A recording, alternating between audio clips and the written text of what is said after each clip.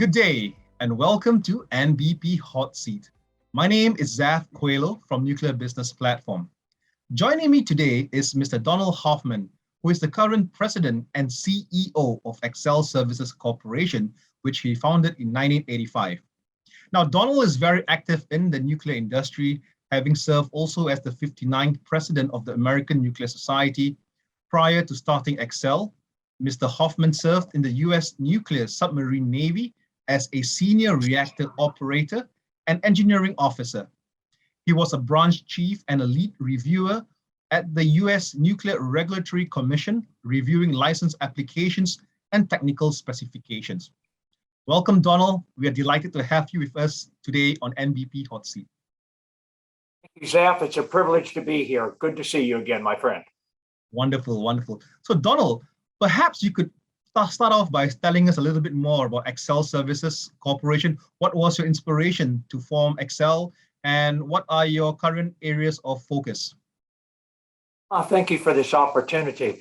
Well, I think what the inspiration was is that I was seeing that a number of utilities and NRC were not communicating very well, that there was needs on both sides that were not necessarily being addressed in the communication breakdown. So in 1985, before Microsoft, I went out and founded Excel Services Corporation as a part of an opportunity with the experience and expertise I'd already gained, and with bringing others to bear, where we could essentially establish a better coordination and communication between the licensee and the regulatory authority, irrespective of what country that was in, recognizing that everybody's goals were the same, essentially, which is the safest operation possible and providing for the public health and safety.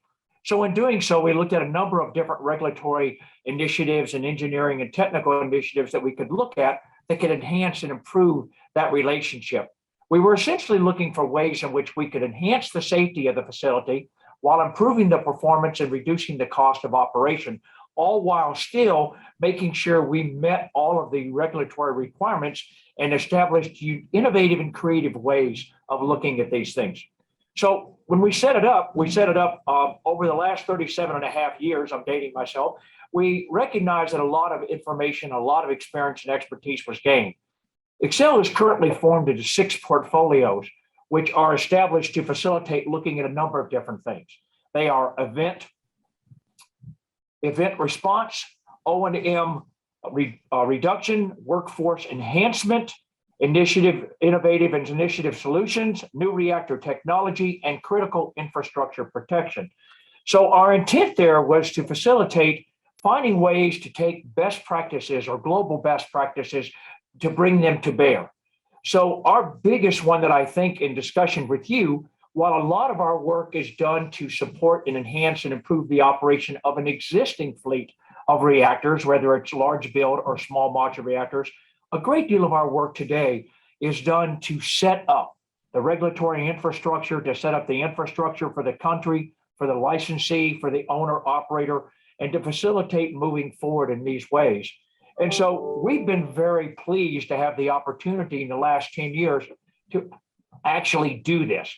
So we have been successful in a number of different countries in the Middle East and Europe, and also in South America, to find ways to enhance and improve either existing regulatory authorities and infrastructures, or to start new ones to allow them to gain immediately from all the global best practices that I've already learned. We are technology neutral, which enables us to be very interesting. What it allows us to do is to assist in any form or fashion. And we have worked with all the large build reactor types or technologies and all the small build. So we know them all very well. And in doing that, they are all not created equal. They're all very good, but depending upon the needs of the country and the actual specific activities, not every technology is best. So you might find where country X likes technology Y, but country Z really needs technology A. And I think a part of that comes from understanding what the country's needs really are, what their ultimate goals are, and how they will approach and integrate nuclear into their energy asset portfolio. Yes, I fully agree. In fact, this actually goes on to my next question, which I wanted to ask you. So as you know, we work with a lot of emerging countries, especially in Africa, which are starting their nuclear regulatory regime. Now, if you could offer just one piece of advice for these countries which are starting up and enhancing their regulatory regime, what advice would you give them, Donald? Well, if you're just asking for one bit of advice, that's a little bit of a challenge. I just spent last week in Poland, which is starting their nuclear program, and a few weeks ago in Czech Republic, which has a mature nuclear program, but because they want to do new build with both large and small modular reactors, there are different courses of action they would take. I would suggest that first, decide what you really want. What's best for your country? Decide what your real ultimate goal is. What we have done is, and this is still under the one recommendation, is we have done strategic plans that have laid out getting to the end. What does the country want to accomplish and when do they want to accomplish it? And working with all the different stakeholders and players in that particular country, they can decide what is best for them in moving forward. And this is a very, very beneficial way to approach it. And by developing that strategic plan, laying out the goals and when the goals will need to be met, you can then determine what kinds of resources will you need to assist your already existing resources. We have found that there are excellent people, fantastic folks working in the current regulatory authorities, no matter how new, in a number of different countries, but they don't yet have the experience and expertise. So I would suggest that they bring in a company that has the capability, that is technology neutral, that's looking out for their best interests to ensure that they get at the end of the day what they're looking to get through mentoring, through program and process development, through training, through activities that allow them to be built into a world-class regulatory authority, a world-class nuclear organization, whether it's a licensee and or the government. Wonderful, wonderful, wonderful. So Donald, I mean, at the end of the day, Excel Services, it's fantastic to learn that you're agnostic, technology agnostic, you're a neutral organization. But let me ask you to put on your previous hat as the former president of the American Nuclear Society. Now, if you look at emerging regions like Africa, you would have noticed that, in the past couple of years, two main countries have been very active on the continent, exercising their influence, signing MOUs. Yet the Americans seem to be lagging behind and not very active in emerging regions such as Africa. Perhaps you could shed some light on why is this the case? And is there an American strategy to approach emerging countries like Africa? Thank you for asking. I think all of us that work in the nuclear industry, the global nuclear industry, are anxious to ensure that all of our newcomer colleagues are successful. None of us want to have any events. None of us want to have any situations that otherwise could have and should have been precluded. So the Americans have not yet stepped up, if you will, to facilitate providing support in Africa like I would have hoped. However, the world, it is changing. And I think there's a number of things that have happened in the recent past. And unfortunately, the war in Ukraine is one of those that have caused the rest of the global nuclear community and would-be global nuclear community to look at a different approach. And so I see already that our United States government is starting something they call the International Nuclear Energy Act of 2022, which you may have seen. I've been working with SINTAC, with Commerce, with a number of other committees, with Department of Energy, also Department of State, to enable the United States to reach out more and to be more of a colleague and more of a partner around the globe about doing things with current nuclear and enhancing and improving it, but also new nuclear approaches. So this organization that our Deputy Secretary and Secretary of Energy has set up is going to look at all facets: financing, technical support, technology selection, and support to facilitate whatever is necessary from the activities of all of the policies that have to be met, the procedures, the treaties, and the other things, such as 123 agreements and things of this nature. So we're looking to make the United States capability much more efficient and effective, still accomplishing all the main goals of enabling us to ensure for nuclear non-proliferation, working very closely with our colleagues around the world, but giving them sources of support, which including financial and including technical. So it's my sincere hope, and I know my company is personally desirous to be engaged, that we can move forward with the continent of Africa. I see so many opportunities for Africa to gain from having the reliable, available, affordable, and clean energy sources that nuclear provides, where it not only provides 724 and dispatchable energy and a baseload capability, rather it's large build or small build, but also provides a tremendous number of jobs, of economic boost, of other activities that enhance and improve the overall quality of life for all those that are involved. I'm excited to be a part of it. I know I've come with you a couple of times in years past, but clearly the time is right now. And I promise you that the United States government is looking very closely at how it can be more engaged. And we will continue through our efforts from the American Nuke Society and others to ensure the American government is a good partner to the African nations in nuclear.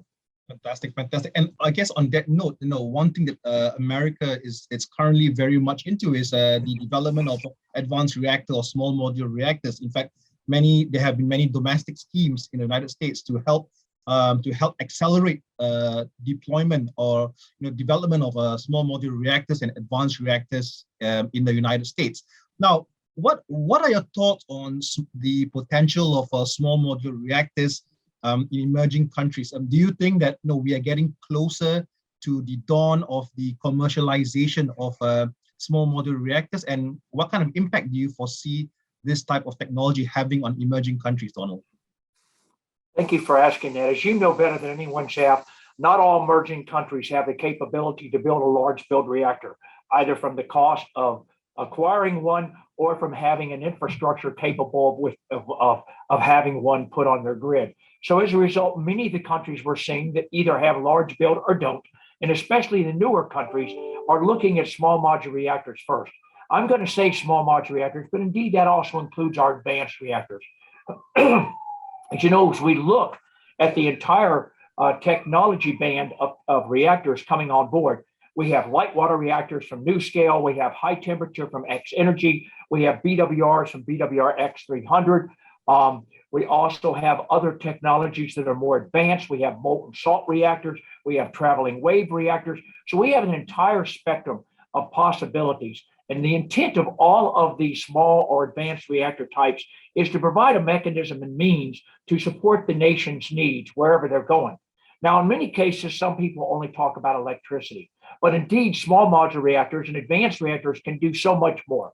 Industrial or process heat, district heating, hydrogen generation, and desalination if it's required in the country in which it's going to, and other technical support issues. But as a result, those all require a unique integration of what's the best approach for those from an engineering and a technical and a licensing standpoint. And when you talk about the design, getting a design which works and then finding a way to apply it in the country and then implement it and make it work. This is the most important aspect. These countries deserve to have a technology that they can have confidence in. I'm a vice chair of CORDEL, which is the World Nuclear Association's Cooperation and Reactor Engineering Evaluation and Licensing. And what we've been looking at over the last 10 to 15 years is what constitutes an acceptable reactor design? Is it a licensing or design certification in the country of origin? Is it one that's already been built? Is it some combination? I could give you a lot of variables, but I promise you there are ways that we've already utilized successfully in a number of countries to address the concern about not being the first of a kind. The vast majority of countries in Europe, Africa, and other locations have advised me, we don't want to build the first one. We would like to build the nth one. We prefer to build second or third, but they also tell me, Zaf, but we have a schedule. So we want to be building this. We want to be placing this operation before 2030, sometime in 2028 before to 2030. Well, that means to be nth of the kind, that first of a kind needs to accelerate its processes through design certification, licensing, or construction. And there's a number of things that our American technologies are doing, working here in the United States, working with Canada and other locations to enhance and improve their possibility and likelihood of being successfully licensed and accepted by a regulatory authority in a new country that's building nuclear. So our job as Excel is to bring all of those global best practices to bear to facilitate ensuring the success, working with all the stakeholders. Because as you know, the regulatory authority stakeholders are the public, it's the government, it's parliament, and all these other different activities that they want to make sure that they share. But that also means that you have to have a knowledgeable and capable licensee, an entity and organization that's going to take responsibility for and be capable of constructing under their auspices, constructing and safely operating this facility. So there's a lot of integrated parts and pieces. They don't always all fit the same way. And having done this in 27 different countries, Excel is uniquely capable and qualified to have seen all of these different lessons learned to ensure that when countries begin, irrespective of where they are, if they've only just started last week, are they're 6 months into it, a year, or even 3 years into it, there's plenty of things they can bring to bear to learn to ensure that they're making informed decisions and decisions that are in the best interest of the greatest likelihood of success for their nuclear program. So Wonderful, I wonderful. would think that SMRs have a great opportunity here in the US and internationally, and there's a tremendous amount of effort going on. And I hope that during your Light Africa Light tomorrow, we'll have a chance to bring some of those to bear. And as we continue on, we'll bring all of those activities to the particular countries that want it. Yeah. So Donald, I just want to touch on a point that you just mentioned earlier, whereby many emerging countries do not want to be the first of a kind adopters of SMR technologies. They rather be the second, the third, and the fourth. But at the same time, having spoken to many different vendors and different countries, perhaps emerging countries could use being the first adopter as a bargaining tool when they are negotiating with a new scale or X energy. Perhaps if they might say to X energy or new scale or terrestrial or terra power, okay, hey guys, I don't mind being the first of the kind, but perhaps you could allow for this, essentially negotiating, right? I mean, but in your opinion, right, what should an emerging country which is looking to adopt the first of a kind of a small modular reactor outside the country of origin, what should they be negotiating with vendors like a New Scale or X Energy to their favor for being the first of a kind adopter? In your opinion, Donald. That's my point. We have seen that in several cases. Thank you for asking me that, Zach. We have worked in a number of countries where we've been involved with the OEM contract and the EPC contract. And the reason for that is that everything's going to be based on the contract. Everything's going to be based on the agreement as gentlemen and gentle ladies understand it. What kind of agreements have we established about who's going to do what, who's going to take what risk, when's it going to be done, what's the cost? Is it a fixed price? Is it a T&M? Is it a cost plus? There's a number of different approaches. I think I would recommend that each country step back and look out for their own best interests. And it's not because the reactor technologies won't be looking out for their best interests too, but arguably they're going to be looking out for works in their business. I will tell you there are several countries that we're currently talking to that are willing to be the first of a kind, that their government has stepped up and said, yes, I don't mind being the first of a kind, provided that leverage and bargaining allows me to get something I otherwise would not have gotten, whether it's reduced cost, more local content. There's a number of different things that you could bargain for. We've got an entire list that I would be happy to send you sometime. So if I was talking to a new build country, my response would be, try being the first of a kind. Being the first of a kind, there's all kinds of leverage you can bring to bear and negotiations that you can bring because this reactor technology wants to be built. And the sooner it's built, the sooner it's placed into operation, the sooner everybody else that wants to be nth of a kind can start getting on board. And that would be true of any of the technologies you just mentioned, as you said, TerraPower and all of the rest of them. So they're all excellent. They all have a real unique service to provide. I think they all should be considered. At the end of the day, however, it's the country that should be making this decision. And we've worked with 14 different countries already to make decisions about what's the best reactor technology for them. And we've assisted them by utilizing criteria and their needs to narrow it down to 2 or 3. And then they've negotiated to get the best price, the best application, and the best needs for their particular country. So this should and can be done everywhere. And there's enough information that can be brought to bear to ensure that the country's making an informed decision about what's best for their particular country. So my response to you, Zaf, is yes. Every country should consider doing this. Not all are as comfortable as others, But I believe every country and every company that would own and operate a plant should consider being the first of a kind with variables or negotiating points that would work. Now, some of these reactor technologies may hurt me for having made that comment, but I do believe that they are open and willing, based on my discussions with them, to have such a dialogue. Fantastic, fantastic, fantastic. Donald, thank you so much for providing lots of wonderful insight through your decades of experience and also current activities that you're working on with various, not only domestic organizations, but international organizations. So I really appreciate you having with us on NBP Hotseat. I wish you all the best, both personally and professionally in your career. And certainly, there will be lots of African countries and other emerging countries which would value the advice and input that Excel can bring forth to the table.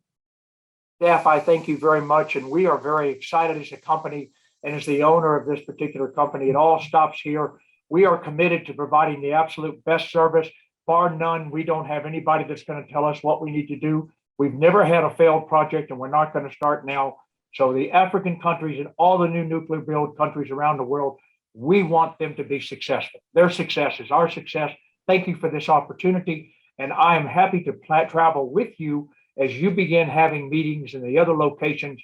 I see that you're going to have in India. I see that you're going to have in Africa and Ghana. I see that you're going to have in Singapore and Asia at the latter part of this year. You can count on my personal and my company support, my friend. Thank you for everything you do for our industry. Wonderful, wonderful. Thank you so much, Donald. And to all our viewers, feel free to leave your feedback and questions in the comment box below. And do subscribe to our channel if you would like to gain more insights from global nuclear leaders. This is Zaf Coelho signing up. Have a nice day. Bye-bye.